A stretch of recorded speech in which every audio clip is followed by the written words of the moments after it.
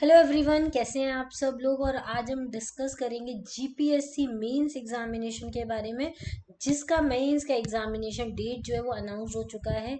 अगर आपको नहीं पता है तो मैं आपको बता देती हूँ, 20 अक्टूबर से लेके 25 अक्टूबर तक का आपका जीपीएससी मेंस का एग्जाम है। इसका मतलब 6 दिन एग्जाम होने वाला है। 6 दिन में 6 पेपर, मतलब एक दिन में एक पेपर होगा, एक दिन में 2 पेपर नहीं होगा। ये बहुत अच्छी बात है कि आपको एक दिन में एक ही पेपर को अटेम्प्ट करना है, तो आपकी राइटिंग जो है वो अच्छे से आएगी। क्या होता है, एक दिन में 2 पेपर तो लिख लिख के हाथ दुखने लग जाता है, तो ये चीज़ आपके लिए अच्छी हो जाएगी कि एक दिन में एक ही पेपर है। तो 20, 21, 22, 23, 24, 25 6 दिन में आपके 6 पेपर हैं। ठीक है। अब अभी तक अगर आपने जीपीएससी मेंस की स्ट्रैटेजी नहीं बनाई है कि आपको ये जो आने वाले दिन है उनको कैसे कैटेगराइज करना है, कैसे आपको टारगेट करके स्टडी करनी है, क्योंकि मेंस एग्जामिनेशन बहुत ही इम्पॉर्टेंट होता है जीपीएससी एग्जाम को क्रैक करने के लिए। तो हम इस वीडियो में वही डिस्कस करने वाले हैं, जीपीएससी मेंस एग्जामिनेशन के बारे में, उसकी एक स्ट्रैटेजी डिस्कस करेंगे और साथ में आपको किन चीज़ों पे फोकस करना चाहिए, आंसर राइटिंग कैसे आपको करनी है वो हम देखेंगे, हाई स्कोरिंग फोकस एरिया कौन से वो हम डिस्कस करेंगे। और साथ में एक बहुत अच्छी चीज़ हम डिस्कस करने वाले वो है डिटेल्ड 90 डेज प्लान हम डिस्कस करेंगे, जिसमें स्टार्टिंग के फर्स्ट 30 डेज क्या करने हैं, फिर नेक्स्ट 30 डेज आपको क्या करना है, फिर नेक्स्ट 30 डेज आपको क्या करना है, जिससे आपको सारा कुछ आइडिया आ जाए कि कैसे हमें प्रिपरेशन करनी है। तो इस वीडियो को एंड तक आप ज़रूर देखिएगा, ये आपके मेंस एग्जामिनेशन को की स्ट्रैटेजी बनाएगा। ठीक है। तो जो भी चाहते हैं कि मेंस एग्जामिनेशन को आप फोकस होकर तैयारी करना शुरू करनी है, तो इस वीडियो को एंड तक ज़रूर देखिएगा, इससे आपको काफ़ी ज़्यादा हेल्प मिलने वाली है। आइए हम डिस्कस करते हैं मेंस एग्जामिनेशन के बारे में। आपको पता है ये डिस्क्रिप्टिव पेपर होता है, ये 8 जनवरी को एग्ज़ाम हुआ था। ठीक है। अब इसका जो मेंस है वो अक्टूबर में होने वाला है। ठीक है। तो अप्रॉक्सीमेट 8 मंथ्स का टाइम था आपके बीच में, प्रीलिम से लेके मेंस तक के बीच में। तो इसमें आपके 6 पेपर हैं, गुजराती, इंग्लिश, ऐसे 2 लैंग्वेज पेपर, एक ऐसे पेपर और 3 जनरल स्टडी पेपर्स है। सबसे अच्छी बात है कि सारे पेपर 150 मार्क्स के हैं और सारे को ही 3 घंटे एलोकेट किए गए हैं। तो टोटल 900 मार्क्स के ये पेपर्स होते हैं, जिसमें आपको 50% से ज़्यादा स्कोर नहीं करना है। 900 मार्क्स प्लस 100 मार्क्स आपके इंटरव्यू के होते हैं, टोटल 1000 मार्क्स होते हैं। और इसमें से आप 50% का टारगेट लेके चलेंगे, मतलब कि 500 मार्क्स आपको अटेम्प्ट करने हैं।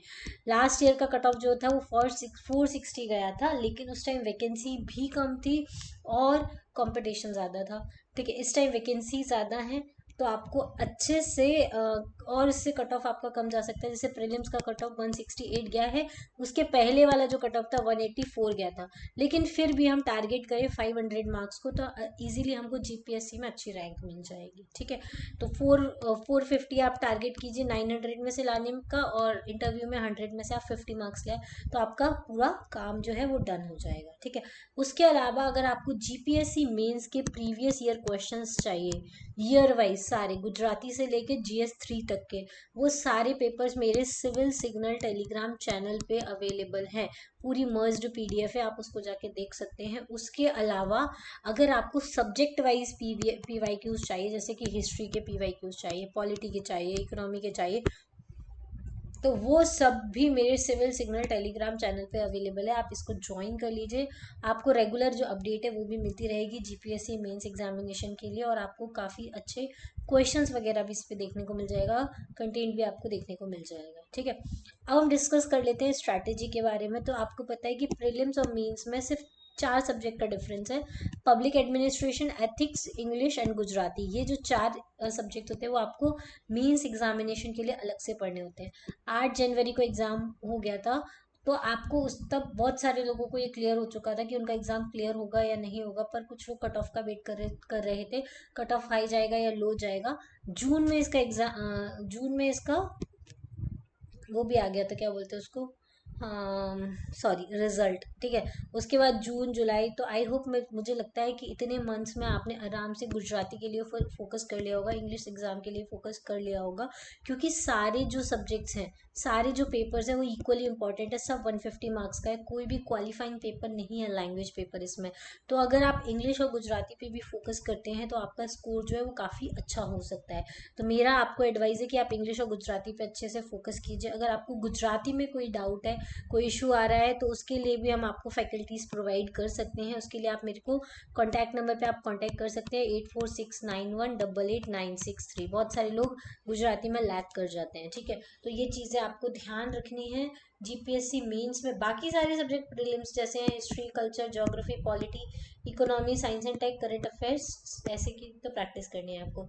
एक और चीज़, मैथ्स एंड रीजनिंग प्रीलिम्स में था, मेंस में नहीं है, ये आपको ध्यान रखना है। अब आपको क्या करना है, आपको समझ में आ गया कौन से सब्जेक्ट आपको पढ़ने हैं। उसके बाद आपको अब पूरा स्टडी प्लान बना लेना है ये बचे हुए जो 80 डेज हैं उनके लिए, ठीक है। अब 80 डेज के लिए आप प्लान बनाने वाले हैं, तो आपने जितने भी रिमेनिंग डेज हैं, आप जब भी ये वीडियोस देख रहे हैं उस दिन से अपने डेज काउंट कर लीजिए और उतने दिन को आप 6 से डिवाइड कर दीजिए, क्योंकि 6 पेपर है, ठीक है। 6 पेपर है, 6 पेपर के हिसाब से डिवाइड कर दीजिए। हर पेपर में से कौन सा सब्जेक्ट इंपॉर्टेंट है वो आपको पता होना चाहिए, किसकी प्रोफिशिएंसी ज़्यादा है, किससे ज़्यादा मार्क्स का पूछा जाता है, ये आप एनालिसिस करेंगे प्रीवियस ईयर क्वेश्चन से। उसके अकॉर्डिंग आप स्पेसिफिक डेज को डिसाइड कर सकते हैं। और जैसे आप जो स्कोरिंग सब्जेक्ट है, जैसे कि पॉलिटी हो गया, ज्योग्राफी हो गया, इकोनॉमी हो गया, करंट अफेयर्स हो गया, ठीक है।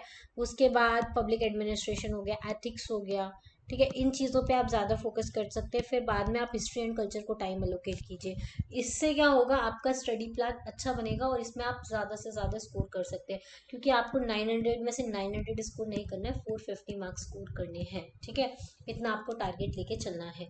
अब आपको डेली और वीकली गोल्स भी सेट करने हैं। डेली आपको डिसाइड करना है कि मुझे आज कौन सा सब्जेक्ट खत्म करना है, कि मुझे आज कौन सा सब्जेक्ट खत्म करना है, कौन सा पोर्शन खत्म करना है पर्टिकुलर सब्जेक्ट का, ये आपको डेली बेसिस पे डिसाइड करना है।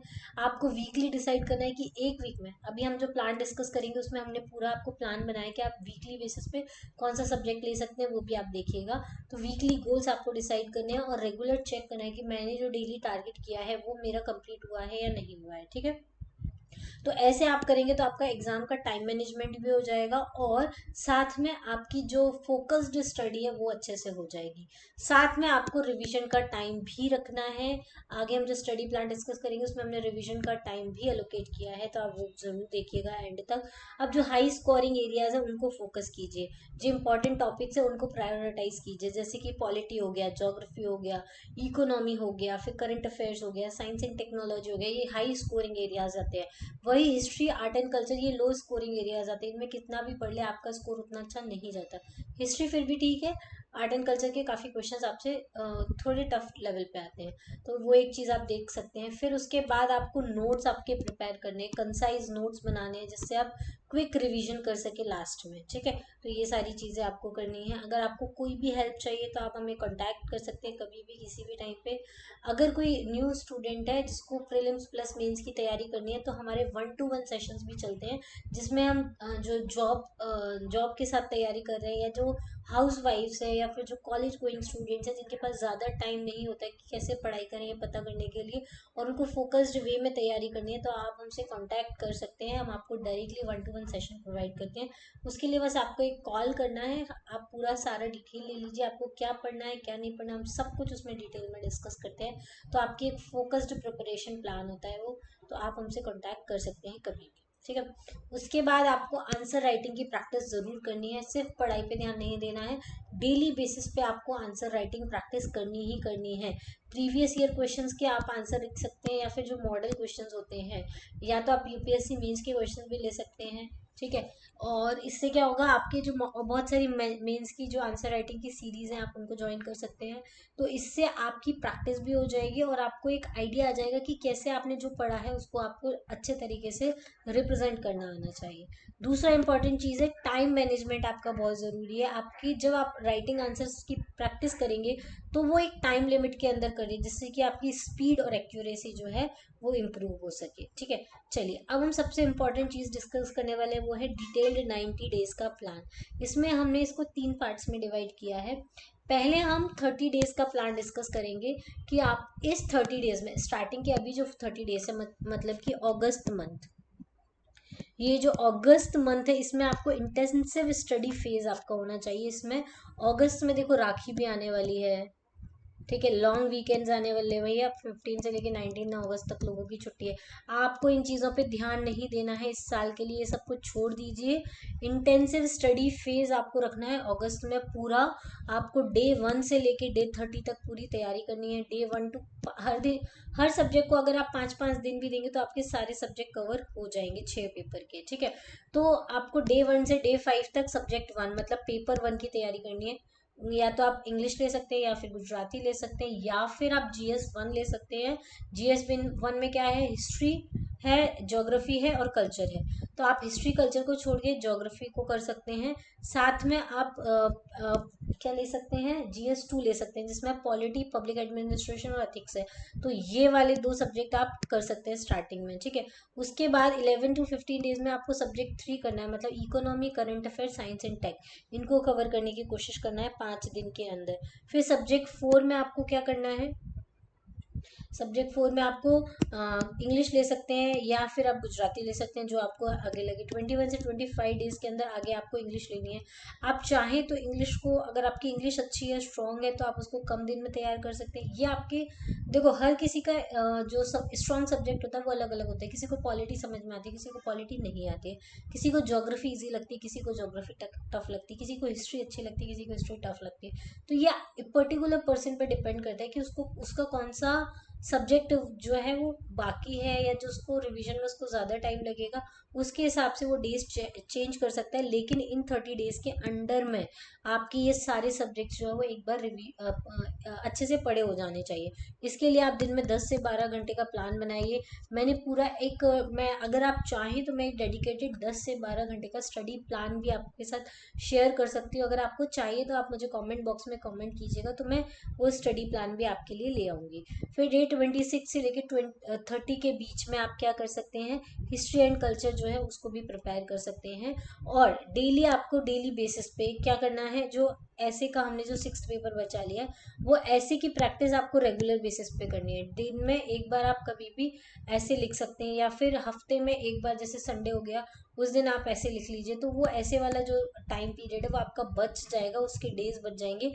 उसके जो 5 दिन है उनको आप सब्जेक्ट्स में यूज कर सकते हैं। तो मेनली आपको क्या फोकस करना है, सारे कॉन्सेप्ट्स को अंडरस्टैंड करना है और उनकी शॉर्ट नोट्स बना लेने हैं, जिससे कि आप एग्जाम वाले दिन जब जाएं तो आप उसको पढ़ के चले जाएं, ठीक है।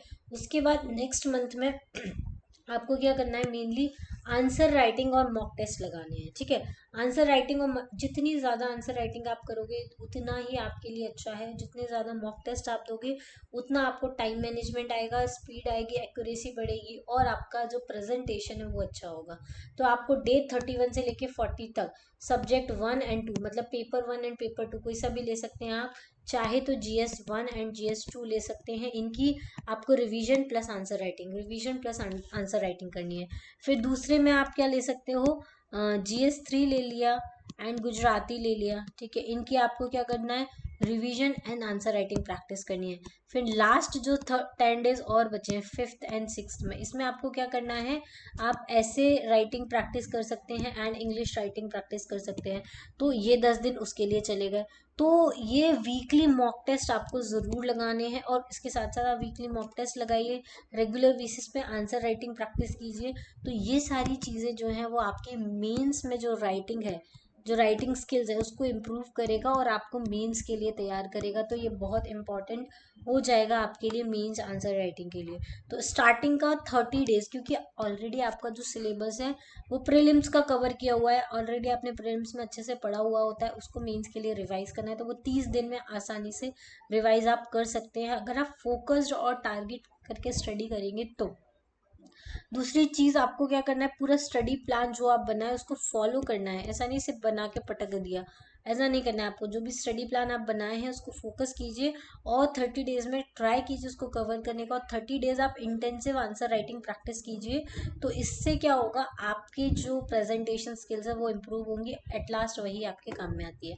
बाकी के बचे हुए जो 61 to 80 डेज होते हैं, लास्ट के जो 20 डेज और बचेंगे, उसमें आपको इंटेंसिव रिवीजन ही रिवीजन करना है। सारे सब्जेक्ट को रिवाइज कीजिए, और देखो 61 से 70 डेज, लास्ट 10 डेज में एक रिवीजन और करना है।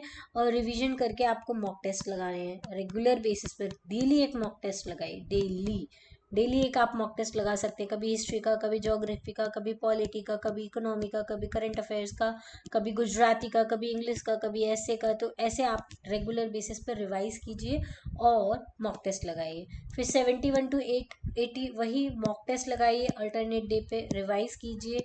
आपको ये जो लास्ट 20 डेज में यही करना है, रिवीजन करना है, मॉक टेस्ट लगाना है, रिवीजन करना है, मॉक टेस्ट लगाना है। मॉक टेस्ट लगाने के बाद उसको एनालाइज भी करना है कि आपके मार्क्स, आप बहुत सारी मेंस की आंसर राइटिंग के लिए जीपीएससी मेंस की जो टेस्ट सीरीज है उनको ज्वाइन कर सकते हैं। उसमें क्या होता है, वो आपके रेगुलर आंसर चेक करते हैं और बताते हैं कि आपने कहाँ गलती की है, तो आपका वहाँ पे काफ़ी ज़्यादा इम्प्रूवमेंट हो सकता है। ठीक है, उसके बाद जैसे हम 80 डेज तो ये हो गए, उसके बाद आपकी जो रेगुलर पेपर के साथ दिन निकलेंगे, जैसे 20 को आपका पेपर है, सुबह सुबह में होगा या दिन में होगा।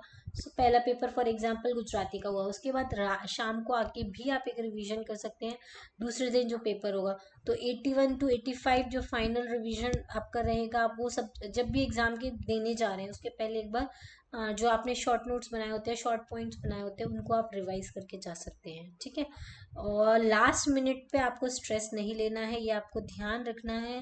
स्ट्रेस बिल्कुल क्रिएट नहीं करना है अपने माइंड में, अच्छे से पढ़ के जाना है, अच्छे से जो भी पढ़ा हुआ है वो सब कुछ अच्छे से प्रेजेंट करके आना है, अपनी प्रेजेंटेशन को इम्प्रूव करना है। तो 20 अक्टूबर से 25 अक्टूबर ध्यान रखिएगा इस डेट को, इस डेट को अपने कैलेंडर में मार्क कर लीजिए और इस दिन को टारगेट करके आप जीपीएससी मेंस एग्जाम की तैयारी जो है वो स्टार्ट कर दीजिए। चलिए, आज के लिए इतना ही। अगर आपको कोई भी क्वेरी है, आपको कुछ भी पूछना है, अगर आप बिगिनर हैं और आप तैयारी करना चाहते हैं, ये वीडियो अगर आप देख रहे हैं तो आप हमको इस नंबर पे कांटेक्ट कर सकते हैं और आप हमसे 1-to-1 सेशन में कनेक्ट हो सकते हैं, जिसमें हम डिस्कस करेंगे कि आप जीपीएससी मींस एग्जामिनेशन को फर्स्ट अटेम्प्ट में कैसे क्लियर कर सकते हैं। ठीक है, चलिए आज के लिए इतना ही। Thank you, thanks for watching, have a nice day.